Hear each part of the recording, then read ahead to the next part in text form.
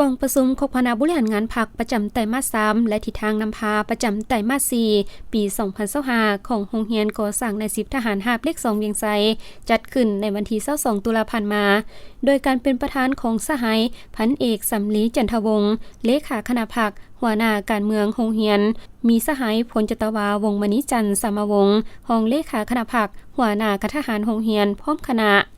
สหายพันเอกบุญมีไตรไสยวงศ์คณะประจำพรรคของหัวหน้าการเมืองโรงเรียนได้ขึ้นสรุปติราคาคืนโดยสังรวมหมากผลแห่งการนำพาของคณะประจำพรรคคณะพรรคโรงเรียนประจำไตรมาส3ปี2025สหายได้ยกให้เห็นสภาพที่ส่งผลกระทบต่อการจัดตั้งปฏิบัติและการนำพาปรับปรุงก่อสร้างกรมกองแต่ถึงอย่างใดก็ตามแต่ย้อนภายใต้การนำพาของคณะพรรคกระทรวงป้องกันประเทศก็คือการซี่นำพาของคณะประจำพรรคคณะบริหารงานพรรคโรงเรียนจึงเฮ็ดให้การจัดตั้งปฏิบัติเวียกงานเป็นรูปธรรมตัวจริงและมีผลสำเร็จในหลายด้านโดยปิ่นออม4นาทีใหญ่26แผนงานที่คณะพรรคคันเทิงวางออกในนี้ได้ประสานสมทบกับอำนาจปกครองบ้านภาคฐานประชาชนเก็บกำสภาพการและการสุกโยเวียกงานป้องกันชาติป้องกันความสงบให้มีการเคลื่อนไหวอย่างแข็งแรงบนพื้นฐานปฏิบัติ4เนื้อใน4คาดหมายติดพันกับเวียกงาน3สร้าง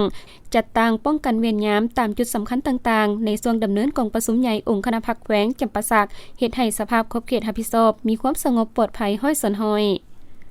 พร้อมนี้ได้ถือเอาเวียกงานศึกษาองค์หงการเมืองนภาแนวคิดเป็นสำคัญสอดห้อยเข้าในทุกคงเขตเวียกงานของกลุ่มกองติดพันกับการสร้างขบวนการต่างๆยังมีบรรยากาศฝืดฟื้นและเอาใจใส่ปรับปรุงระเบียบแบบแผนตามข้อกำหนด7ระบอบ18เวียกของกองทัพก็คือของโรงเรียนบ้างออกและปฏิบัติโครงการหลักสูตรการเรียนการสอนอบรมฮัดแอบถูกต้องทันตามกำหนดเวลาและเวียกงานปิ่นอ้อมอื่นๆของกลุ่มกองก็คือผลสำเร็จเป็นอย่างสูงกองประชุมยังได้พร้อมกันประกอบคำคิดคำเห็นอย่างมีเนื้อในลึกซึ้งเพื่อให้บรรลุตามคาดหมายที่วางไว้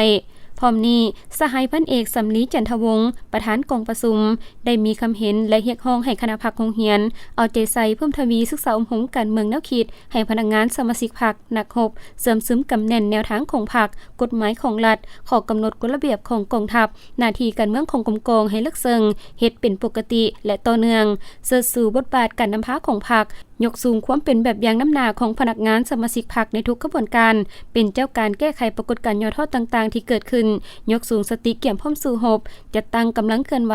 กำแน่นสภาพการให้ถูกต้องชัดเจนทันเวลาเอาใจใส่ซี่นำพาจัดตั้งปฏิบัติข้อกำหนดกฎระเบียบของกองทัพกฎหมายของรัฐให้เข้มงวดมีแบบแผนวิธีเฮ็ดเวียกที่ถูกต้องบนพื้นฐานหลักการล้มศูนย์ประชาธิปไตยสืบต่อนำเอามติกองประชุมลงเผยแพร่อยู่บรรดากลุ่มกองพร้อมกันนำเอาแผนการในตัวหน้าไปจัดตั้งปฏิบัติให้เป็นรูปธรรมตัวจริง